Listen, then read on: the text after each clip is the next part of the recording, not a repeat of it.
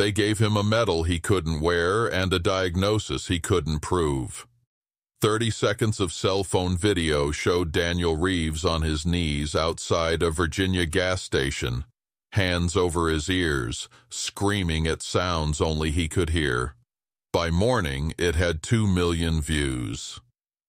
By noon, the district attorney filed charges, and Judge Thomas Harland, who'd never heard a bullet in anger, was about to make the biggest mistake of his career. The Dinwiddie County Courthouse sat like a tired monument on the edge of Route 460, its brick facade stained dark from decades of Virginia weather. Inside, Courtroom 3 smelled of floor wax and old wood, the kind of smell that made everything feel official and unchangeable. The ceiling fan turned slowly overhead, clicking once every third rotation, a sound Daniel Reaves had been counting for the past 40 minutes. Click, click, click. He sat at the defendant's table in the same brown Carhartt jacket he'd worn for 6 years, the one with the torn pocket and the oil stain on the left sleeve. His hands rested flat on the table, palms down, fingers spread. If he kept them flat, they didn't shake as much. If he kept them still, people didn't notice. The gallery behind him was half empty. 3 reporters sat in the back row, 2 from local papers, 1 with a camera that clicked softer than the fan but louder in his head. An elderly couple occupied the middle section, probably regulars, the kind who came to watch other people's misery because it made their own lives feel stable. The front row held a single woman with a notepad, her expression suggesting she'd already decided what the story would say. Judge Thomas Harlan entered at 10:47 a.m., 7 minutes late, his black robe billowing behind him like theatrical curtains. He was 62, silver-haired, with the kind of face that photographs well and knows it. Local lawyers called him Fair Harland because he liked the sound of it, not because it was true. "All rise," the bailiff droned. Daniel stood. The courtroom stood. The judge sat. Everyone else sat. The ritual of power, performed in the same order every time, in every courtroom, in every county. Case number 24 CR 1847, the clerk announced. Commonwealth versus Daniel James Reaves. Charges: disorderly conduct, resisting arrest, and assault on a law enforcement officer. The prosecutor stood. A young woman named Catherine Mills who wore her ambition like perfume. She'd made her opening statement 20 minutes earlier, painting a picture of a dangerous man who'd attacked 2 police officers without provocation, a man who'd used his military service as an excuse for inexcusable behavior. Now she stood again to make her closing argument. "Your Honor, the video speaks for itself." She clicked a remote. On the screen mounted to the wall, Daniel Reaves appeared, recorded from 15 feet away by someone's iPhone. The gas station. The Shell station on Boynton Plank Road. Thursday afternoon, September 12th, 4:47 p.m. In the video, Daniel stood beside pump number 4, frozen. A semi-truck rolled past on the highway behind him, engine downshifting. A sound like thunder rolling through a valley. In the video, Daniel's hands went to his ears. His knees buckled. He dropped, and the sound coming from his mouth wasn't a word or a scream, but something between them, something that sounded like metal tearing. The prosecutor let it play. 10 seconds. 15. 20. 2 police officers appeared in frame. Officer Dalton and Officer Pierce, both young, both approaching with hands outstretched in that universal gesture that means calm down but looks like don't move. "Sir, you need to calm down." Officer Dalton's voice came through the speaker, tinny and authoritative. In the video, Daniel lunged, not at them, away from them, but toward the truck that was already gone. His shoulder caught Officer Pierce in the chest. They went down together, a tangle of limbs and panic. "Turn it off," the judge said. The screen went black. Catherine Mills turned to face the gallery, then the judge. "Your Honor, Mr. Reaves claims he suffers from post-traumatic stress disorder. The defense has submitted a letter from the VA stating he's been diagnosed with PTSD. But what the defense hasn't told you is that Mr. Reaves missed 7 out of his last 10 scheduled appointments. What they haven't told you is that his own psychiatrist noted in his file," she lifted a paper, "that Mr. Reaves shows resistance to treatment and unwillingness to engage in therapeutic process." She paused for effect. "The defendant wants this court to believe he's a victim. But victims don't assault police officers. Victims don't ignore the help being offered to them." Daniel's attorney, a public defender named Marcus Webb, who'd been assigned the case 4 days ago and looked like he hadn't slept since, started to rise. Judge Harland waved him down. "I've heard enough, counselor." The judge leaned back in his chair, fingers steepled beneath his chin. "Sergeant Reaves, I'm going to address you directly." Daniel looked up, not at the judge's face, but at the flag behind him. The same American flag that hung in every courtroom, in every government building. The same flag that had draped over Private Chen's body when they'd loaded him onto the transport. "I respect military service," Judge Harlan began, his voice carrying the rehearsed weight of someone who'd said these words before. "My father served in Korea, my uncle in Vietnam. We come from a military family, Sergeant, so believe me when I say I understand sacrifice." But the word hung in the air before he even said it. But service doesn't excuse behavior. Discipline, real discipline, means controlling yourself even when it's hard. Especially when it's hard. You're 42 years old. You served 3 tours in Afghanistan. That tells me you know how to follow orders, how to maintain composure under pressure. The judge paused, glancing at his notes. "Your attorney here, Mr. Webb, has submitted a motion claiming your military records contain classified information relevant to your defense. He says some of your service details are sealed. National security, apparently." A thin smile crossed the judge's face. "Convenient, isn't it? Your trauma's classified, your service records classified, even your medical files are partially redacted." He leaned forward. "Sergeant Reaves, I've been on this bench for 19 years. You know how many times I've heard the evidence that would exonerate me is classified." The reporter in the back row clicked her camera. Daniel said nothing.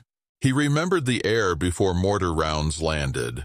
Not the explosion, everyone remembers the explosion, but the air moving, the pressure change, the way sound compresses into something physical that pushes against your chest. That same air filled the courtroom now, thin and vibrating, and he was the only one who could feel it. "You want me to take your word for it," the judge continued. "You want me to believe that somewhere in a vault in Washington there's a file that explains everything. That proves you're one of the real heroes, not just someone using PTSD as a free pass for bad behavior." Marcus Webb stood. "Your Honor, with respect." "Sit down, counselor." Webb sat. Judge Harlan shuffled his papers. "Here's what I know for certain. 2 police officers were injured attempting to help you. One suffered a separated shoulder, the other has a concussion. Those are facts, not classified, not redacted. Facts." The ceiling fan clicked. Click, click, click. "But I also know you serve this country. I know you've been diagnosed with PTSD, even if your commitment to treatment is questionable. So I'm going to offer you something most judges wouldn't. Leniency." He picked up his gavel. 90 days, suspended. 120 hours of community service. Mandatory psychiatric evaluation and treatment compliance for a period of no less than 6 months. You will report to the Veterans Administration for weekly sessions, and if you miss even one, we'll revisit the suspended sentence. The gavel came down once. You're also ordered to pay restitution to Officers Dalton and Pierce for medical expenses. Total amount, $7,400. Daniel's hands tightened on the table. $7,000.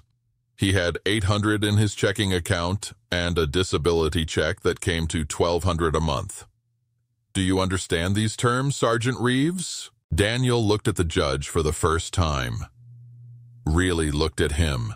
At the silver hair and the confident jaw and the eyes that had never seen a 19-year-old kid die from blood loss because the medevac couldn't land in time. Eyes that had never watched a man, an interpreter who'd trusted them, who'd been promised safety, fall from a helicopter because someone decided he wasn't worth the risk. I understand, Daniel said. His voice came out flat, empty, the way it always did now. Judge Harland nodded, satisfied. This court is adjourned. The gavel fell again. The reporters surged forward, cameras clicking like automatic weapons fire. Daniel stood slowly, Marcus Webb's hand on his shoulder, guiding him toward the side exit. Behind them, someone in the gallery laughed, not cruelly, just the nervous laughter of someone who'd watched a spectacle and felt relieved it wasn't them standing at that table. Daniel heard it, registered it, filed it away in the place where everything else went, the place that kept getting fuller and never emptied, because the truth was classified. And in 3 weeks, when the brown envelope arrived from Washington, when the word Declassified appeared in red across the top of 47 pages, when Judge Thomas Harlan's smug certainty turned to ash in his mouth, none of these people would be laughing. Rain came as Daniel stepped outside, the kind of cold October rain that feels like punishment.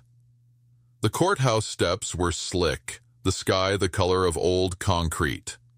He stood at the top of the steps while Marcus Webb fumbled with an umbrella, talking rapidly about appeals and procedural options, words that meant nothing and changed nothing.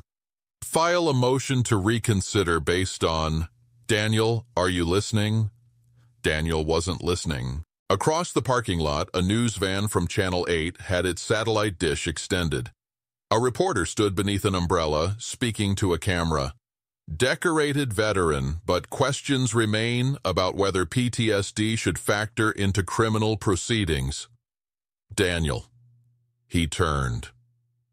Marcus Webb looked at him with the expression public defenders develop after too many cases, too many clients, too many losses. Sympathy mixed with exhaustion. Look, I know this isn't what you wanted to hear in there, but it could have been worse. Harland was actually, I need to go, Daniel said. Right, okay, but call me if... Daniel walked away. The rain soaked through his jacket by the time he reached the bus stop 3 blocks down. He didn't own a car anymore. Sold it 8 months ago when the disability payments weren't enough to cover both rent and gas. The bus came 17 minutes late, nearly empty, smelling of wet clothes and disinfectant. He sat in the back, watching Dinwiddie County slide past the window. Strip malls, fast food restaurants, a billboard advertising injury lawyers. Hurt? Call Kurt. Everything blurred together in the rain. His phone buzzed. Text from a number he didn't recognize. Saw the video. That's fucked up, man. Thoughts and prayers. He turned the phone off. The apartment sat above Buddy's Tire and Auto on Jefferson Avenue, accessed by an exterior staircase that trembled when you climbed it. Daniel had lived there for 2 years. 1 room, a bathroom the size of a closet, a kitchenette with a hot plate, and a mini fridge. $600 a month. utilities included. The landlord, Buddy himself, stood in the garage bay below, watching Daniel climb the stairs. "Hey, Reaves, saw you on the news." Daniel unlocked his door and stepped inside. The room was spare. A mattress on the floor in one corner, no frame. A folding table near the window with a laptop that barely worked. 3 cardboard boxes stacked against the wall. Everything he owned from before fit in those 3 boxes. A coffee maker on the counter, the only appliance he used regularly. He locked the door behind him, drew the curtains, stood in the center of the room, dripping rain onto the linoleum floor. The silence pressed in. This was the dangerous time. The hours between activity and sleep, when there was nothing to focus on, nothing to count, nothing to keep the door closed. The door. He sat on the mattress back against the wall, knees drawn up. Closed his eyes, focused on breathing. The therapist at the VA, the one he'd seen before he stopped going, had taught him this. Count breaths. 4 in, hold for 4, 8 out. Repeat until the panic subsides. 4 in, hold. 8. The door opened. Not the door to his apartment. The other door. The one in Kunar province.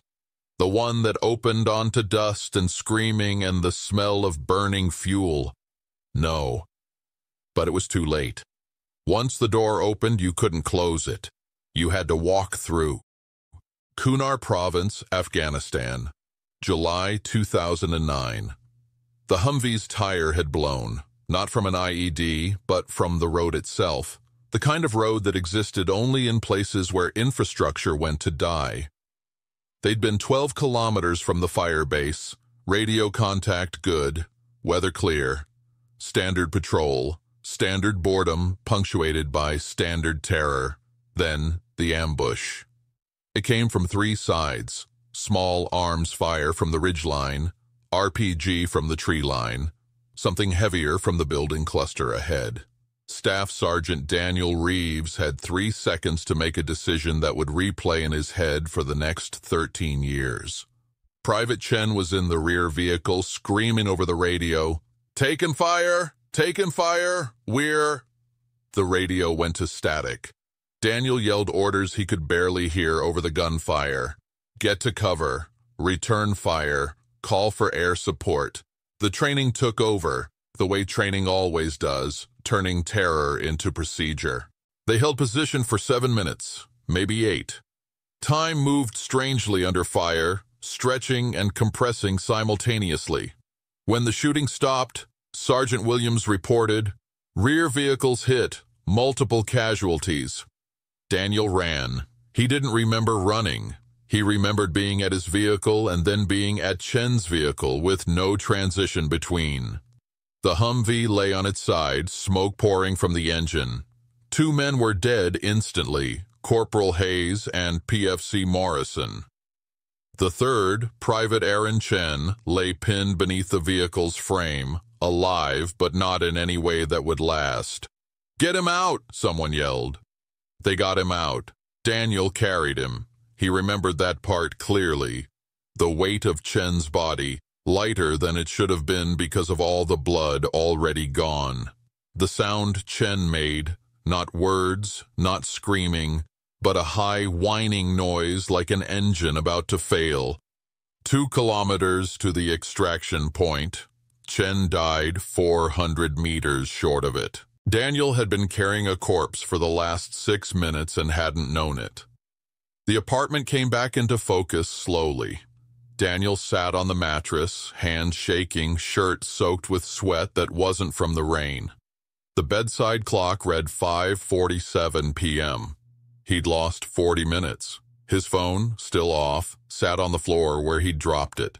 He stood on unsteady legs, walked to the kitchenette, filled a glass with water from the tap, drank it, filled it again. His hands still shook. This was the pattern.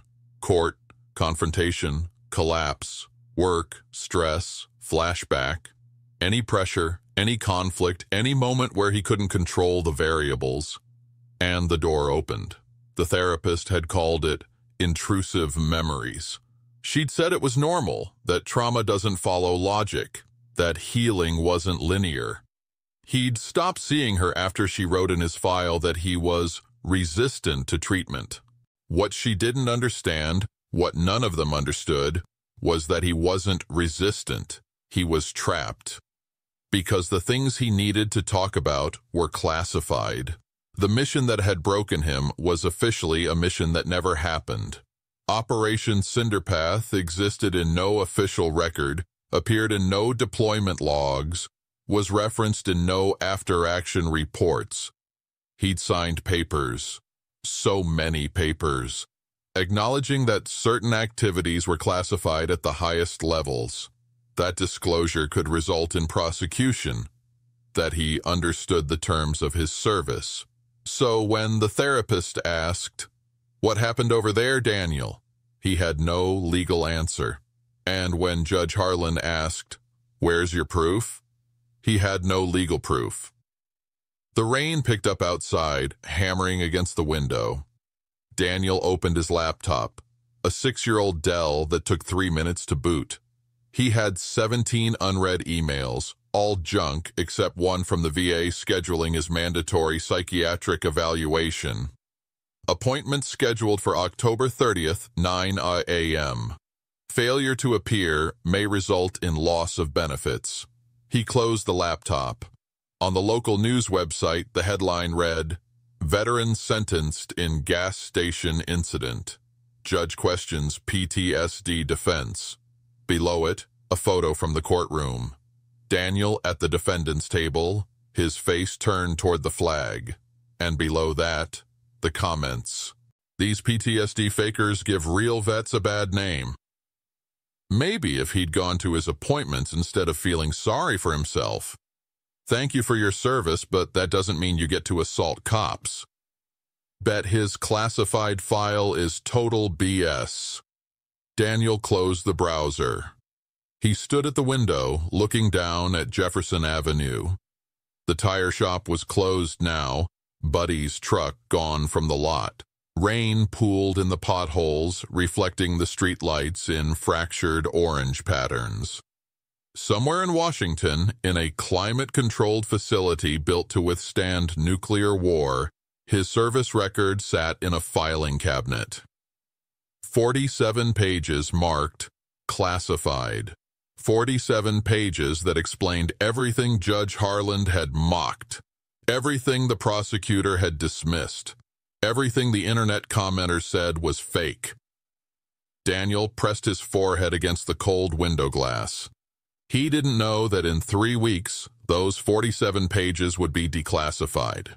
He didn't know that a brown envelope was already working its way through the bureaucracy. He didn't know that Judge Thomas Harlan's career was about to end. He only knew that tonight, like every night, he would lie on the mattress and count the clicks of the radiator and wait for dawn. Because dawn meant he'd survived another night without opening the door. The mandatory psychiatric evaluation took place in a windowless office on the 3rd floor of the McGuire VA Medical Center in Richmond.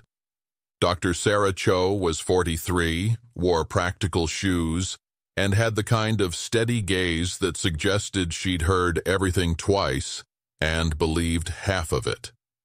Daniel sat in the chair across from her desk, the same brown jacket, the same careful stillness. "Mr. Reaves," she began, glancing at her computer screen. "It says here you were ordered by the court to undergo evaluation and continue treatment. How do you feel about that?" "I feel fine," she made a note. "The incident at the gas station, can you walk me through what happened?" "It's in the police report." "I'd like to hear it from you." Daniel looked at the wall behind her. A framed diploma from Georgetown, a calendar showing October, several dates circled in red, a small succulent plant on the windowsill that was probably fake. "I heard a sound," he said finally. "Got disoriented. The officers tried to help. I reacted poorly. What kind of sound? A truck. Just a truck? A truck engine, downshifting. Dr. Cho nodded slowly. And that sound triggered something for you. A memory. Daniel said nothing. Your file indicates you served 3 tours in Afghanistan. Infantry initially, then attached to special operations units for your final deployment. Is that correct? Yes. Can you tell me about your last deployment? No. The word came out flat. Final. Dr. Cho looked up from her notes. No, you don't want to, or no, you can't? Both. Mr. Reaves, I understand that some of your service involved classified operations, but there must be things you can discuss, general experiences, how you felt, what you saw. Daniel met her eyes. If I tell you what I saw, and it's classified, I go to prison. If I don't tell you what I saw, you write in your report that I'm resistant to treatment. Either way, I lose. The room fell silent, except for the hum of the ventilation system. Dr. Cho set down her pen. You're right. That's not fair. Daniel blinked. He hadn't expected agreement. The system isn't designed for people like you, she continued. People whose trauma is wrapped in national security classifications. I've seen it before, not often, but enough to know that you're stuck in an impossible position.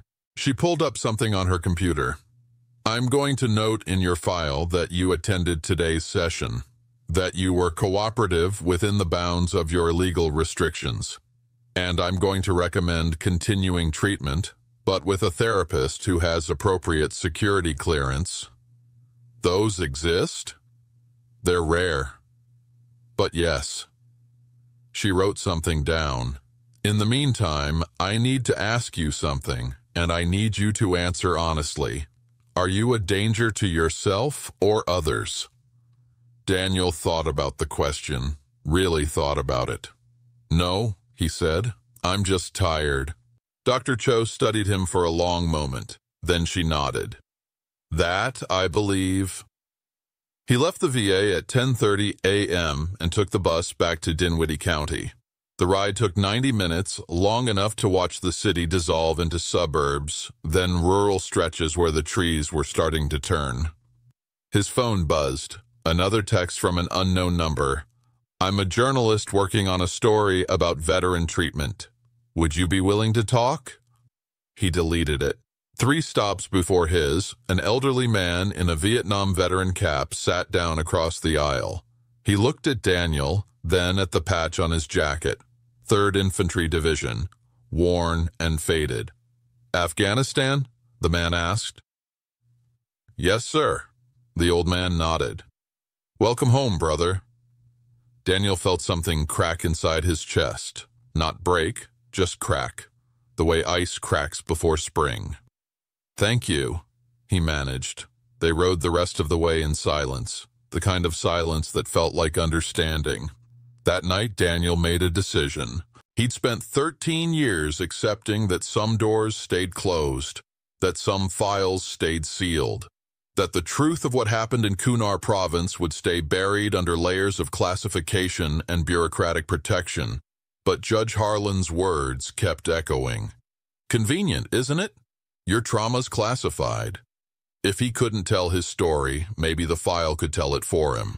He opened his laptop and searched for Freedom of Information Act request military records. The process looked simple on paper. Fill out Standard Form 180. Mail it to the National Personnel Records Center. Wait 30 to 60 days for a response. He found a sample FOIA letter online and adapted it. To whom it may concern. I am requesting copies of my complete military service record, including all deployment logs, after-action reports, commendations, and medical evaluations from my service with the United States Army from 2003 to 2010. Name, Daniel James Reaves Service. Number, Branch, U.S. Army.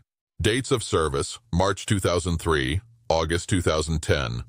I am specifically requesting any and all records related to Operation Cinderpath, Kunar Province, Afghanistan, July 2009. This request is made pursuant to the Freedom of Information Act, 5 U.S.C., Parf. 552. He printed it at the library the next day, mailed it with certified delivery, got a receipt that said the letter would arrive in 3 to 5 business days. Then he waited. Kunar Province, Afghanistan, July 2009, 6 hours after the ambush.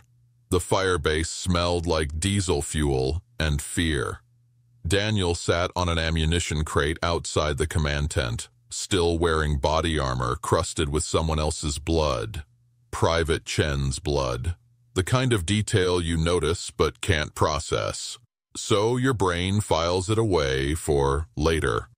For 3 in the morning, 6 months from now. Captain Morris emerged from the tent. He was 34, West Point, the kind of officer who still believed wars could be won cleanly. Reaves.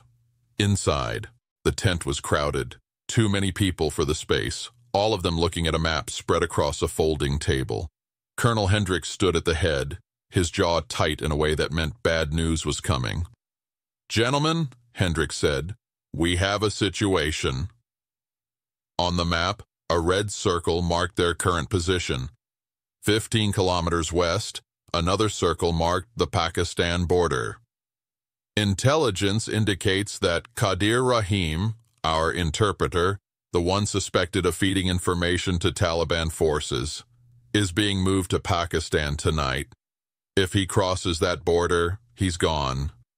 We lose any chance of interrogation, any chance of determining what information he compromised. Daniel felt something cold settle in his stomach. "We have a helicopter en route to extract him. The mission is simple. Intercept the convoy, secure Rahim, return him to Bagram for questioning." Captain Morris spoke up. "Sir, we just lost 2 men. My squad is—" "Your squad is combat effective, Captain, and Sergeant Reaves here just proved he can handle himself under fire." Hendricks looked directly at Daniel. "You carried Private Chen 2 kilometers through hostile territory. That's the kind of man I need on this operation." It wasn't a compliment. It was an order wrapped in praise. "Operation Cinderpath leaves in 40 minutes, Hendricks continued. "Wheels up at 400. You'll have air support and satellite surveillance. Quick in, quick out." Someone asked, "What if Rahim resists extraction?" Hendricks's expression didn't change. "Then the problem resolves itself. Either way, he doesn't cross that border. Clear?" "Clear, sir." The helicopter, a Chinook, not a Black Hawk like in the movies, vibrated so hard Daniel's teeth ached. 6 men sat in the cargo bay. Captain Morris, Sergeant Williams, Corporal Jackson, Specialists Ortiz and Kim, and Daniel. They didn't speak. The engine noise made conversation impossible anyway. Daniel watched the landscape slide past through the open door. Mountains like broken teeth. Valleys filled with shadow. Somewhere down there, Qadir Rahim sat in a truck, unaware that the United States Army had decided his fate. The operation went wrong at Minute 17. A radio call came through. SAT surveillance lost visual on the convoy. Morris ordered the pilot to make a sweep to relocate the target. They found it 3 minutes later, but by then they drifted into an area the intel brief had marked as possible hostile presence. Possible became certain when the RPG hit the tail rotor. The helicopter didn't explode like in the movies, it just stopped flying, started falling instead, rotating as it fell, the world spinning through the door. Sky, ground, sky, ground. Daniel remembered thinking, very clearly, this is how Chen felt. The impact was surprisingly gentle. The Chinook hit at an angle, sliding more than crashing, tearing through brush and rock before finally stopping on its side. Daniel woke up. He must have blacked out for a few seconds, to the sound of alarms and someone screaming. Not screaming words, just screaming. Out! Everybody out! He moved on instinct, crawling through the tilted cargo bay, helping pull Corporal Jackson through the door. The pilot was dead. He could see that from where the cockpit had crumpled. The co-pilot was alive, but pinned. Captain Morris took charge. Secure a perimeter. Williams, get on the radio. We need evac now. But the radio was gone, torn from Williams's pack during the crash. And then the shooting started. Daniel blinked. The apartment came back into focus. He sat at his laptop, the screen still showing the FOIA request confirmation page. His hands were shaking again. 3 days had passed since he'd mailed the letter. 3 days, and he'd been back in that helicopter at least a dozen times. His phone buzzed. A different number this time. Mr. Reaves, my name is Claire Danner. I'm an independent journalist investigating cases of veterans whose service records have been classified. I believe your story deserves to be told. Please call me. He almost deleted it, but something made him hesitate. The word independent. Not a local paper trying to get clicks. Not a TV station looking for controversy. Just someone who thought his story deserved to be told. He saved the number. Didn't call, but saved it. ACT-4. The system. The first response from the National Personnel Records Center arrived 23 days later. Daniel opened the envelope standing in the hallway, still in his work clothes. He'd picked up part-time hours at a warehouse loading trucks, the kind of work where nobody asked questions and paid in cash. The letter was 3 paragraphs long. Dear Mr. Reaves, we have received your request for military service records dated October 29th, 2025. After reviewing your request, we must inform you that portions of your service record are currently classified under Executive Order 13,526 and cannot be released without appropriate declassification review. We are able to provide your DD-214, Certificate of Release or Discharge from Active Duty, and basic personnel information. However, records related to Operation Cinderpath and associated deployment activities from June to September 2009 are classified secret/no-foreign and require additional authorization for release. If you wish to pursue declassification review, please submit Form SF-86 along with a written justification for why these records should be made available. Processing time for declassification requests typically ranges from 18 to 36 months. Daniel read it twice. 18 to 36 months. 3 years. Maybe. He crumpled the letter and threw it across the room. He called Claire Danner that night. The phone rang 4 times before she answered. This is Claire. This is Daniel Reaves. You texted me. A pause. Then, Mr. Reaves, thank you for calling. I know you probably don't want to talk to another reporter, but I don't want to talk to you, Daniel said. But I need someone to know what happened. Before I forget it myself. Can we meet? Somewhere you'd feel comfortable? They met at a diner outside Colonial Heights, far enough from Dinwiddie that Daniel didn't recognize anyone. Claire Danner was 36, wore a fleece jacket and practical boots, and had the kind of face that made you think she'd spent a lot of time listening. She ordered coffee. He ordered coffee and didn't drink it.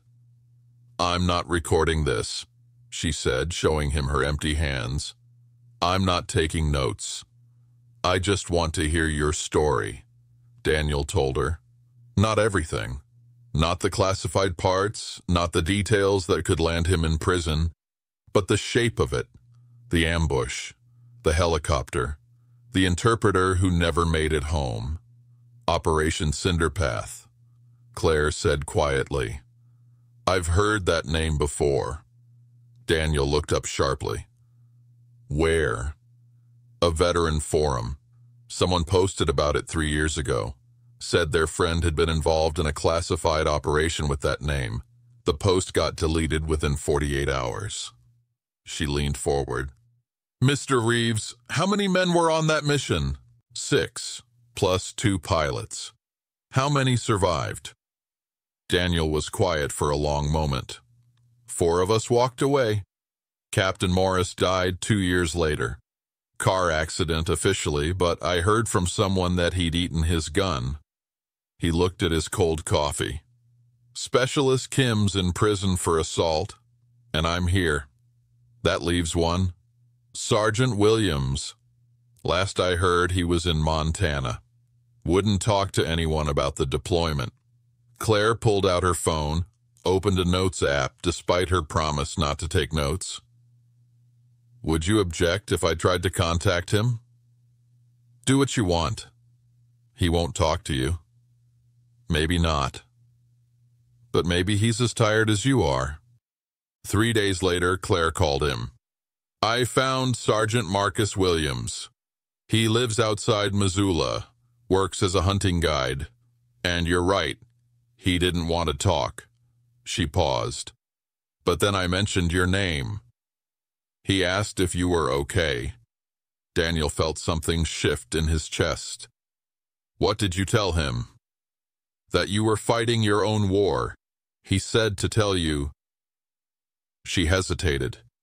He said to tell you that Raheem's death wasn't your fault. That you made the right call. Daniel closed his eyes. In the helicopter, when it was clear they couldn't carry everyone and still make it to safety. When Captain Morris had looked at him and said, Reaves, you've got to choose. The interpreter or your men. He'd chosen his men. Qadir Rahim had died in the wreckage, and the official report had called it abandonment of asset. That phrase had ended Daniel's military career and sealed his file forever. Williams said something else, Claire continued. He said the Army buried Cinderpath because they didn't want anyone asking why we were that far into hostile territory chasing one interpreter. He said the whole operation was off book from the start. So what good does it do to know that? Daniel asked. It's still classified. It's still buried. Maybe, but I'm going to write about it anyway. Your editor won't let you. I don't have an editor anymore, Claire said. I quit 3 months ago when they killed my story about veteran suicides. Started a Substack instead. 500 subscribers and growing. Daniel almost smiled. You're crazy. Probably.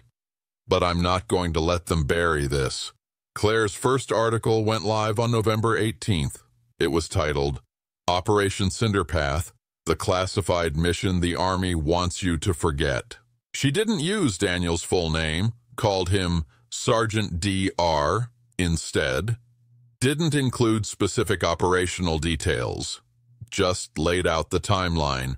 A decorated soldier involved in a classified operation. A mission that went wrong. A career destroyed. A diagnosis nobody believed because the proof was locked away. And then, buried in the middle of the article, a single photograph. Claire had found it on a military wife's Facebook page, posted in 2009 and never deleted. 6 men standing in front of a helicopter, desert camouflage, weapons slung, their faces sun-dark and exhausted. Third from the left, Daniel Reaves, younger, thinner, still whole. The caption read, Can anyone help identify the others in this photo? These men served in Operation Cinderpath, July 2009. Their service has been erased from public record. The article got 47 views in the first hour. By that evening, it had 2,000. Someone shared it on a veteran forum. Someone else posted it to Reddit. A retired colonel who'd served in Afghanistan confirmed that Cinderpath had been a real code name, though he knew nothing about the operation itself. The photo went viral. By morning, a TV news crew was parked outside Daniel's apartment. He didn't answer the door. Instead, he called Claire. "What did you do?" "I told your story. Well, the parts I could tell legally. There are reporters outside my building." "I know.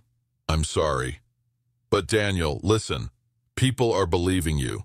Veterans who remember that operation are coming forward. Someone sent me a scanned deployment roster with Cinderpath in the margins. We're building a case that this was real." "To what end?" Daniel demanded. "The file's still classified. Judge Harlan still thinks I'm lying. Nothing's changed except now people are staring at me." "Everything's changed," Claire said quietly. "Public pressure works. I've already had calls from 2 congressmen's offices asking about the article. One is drafting a letter to the Department of Defense requesting declassification review." Daniel sat down on his mattress, the phone pressed to his ear. Outside, a reporter was interviewing Buddy, the landlord, asking if Daniel had seemed unstable. "How long?" Daniel asked. "How long until something actually happens?" "I don't know. Weeks, maybe months. I don't have months. Then we make noise. We keep pushing. We make it impossible for them to ignore you." Daniel looked at the 3 cardboard boxes stacked against his wall, everything he'd saved from his old life. Somewhere in one of those boxes was his unit patch, his deployment photos, the medal they'd given him for carrying Private Chen 2 kilometers through hell. A medal he'd never worn because they'd told him everything about that day was classified. "Okay," he said finally. "Tell me what to do." Over the next 2 weeks, Claire published 4 more articles. She interviewed Specialist Kim, who called from prison and confirmed every detail of the helicopter crash. She found Captain Morris's widow, who said her husband had never recovered from whatever happened in those mountains.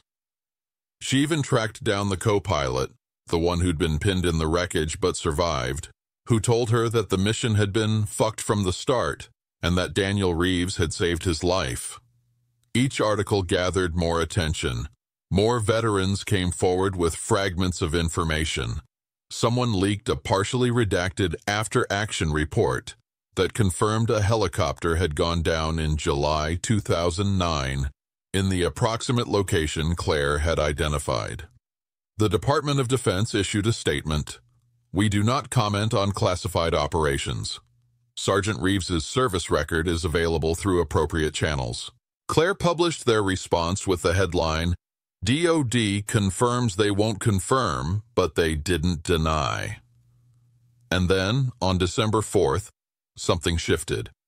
A brown envelope arrived at Daniel's apartment. No return address. Just an official seal from the Department of the Army. Daniel held it under the kitchen light, hands shaking. Not from PTSD this time, but from something else. Something that felt almost like hope. Inside, a single sheet of paper. Notice of Declassification Review pursuant to Executive Order 1352-6 and the Freedom of Information Act. The records of Staff Sergeant Daniel J. Reaves pertaining to Operation Cinderpath have been reviewed for declassification. Due to extraordinary public interest and the passage of time reducing national security concerns, these records have been approved for release. Complete documentation will be provided within 10 to 15 business days. Daniel read it 3 times. Then he called Claire. "They did it," he said. "They're releasing the file." On the other end, Claire was silent for a moment. Then, "Daniel, do you know what this means?" "It means I get to prove I wasn't lying. It means more than that. It means Judge Harlan is going to have to eat every word he said in that courtroom." Daniel looked at the notice again. At the words, "Approved for release." At the date stamp showing it had been processed 3 days ago, had been sitting in the mail system while he'd been loading trucks and dodging reporters and trying not to open the door in his mind. "How long?" he asked. 10 to 15 business days, it says. 2 weeks, Maybe 3 with holidays coming up. Claire paused. Daniel, when that file arrives, what's the first thing you're going to do? He thought about Judge Harlan's smirk, about the prosecutor's dismissive tone, about the comments on the news article calling him a fake. I'm going to read it, Daniel said quietly. All 47 pages. I'm going to read what the Army wrote about the worst day of my life. And then I'm going to decide if I forgive them. For what? For making me carry it alone. To be continued in the next part.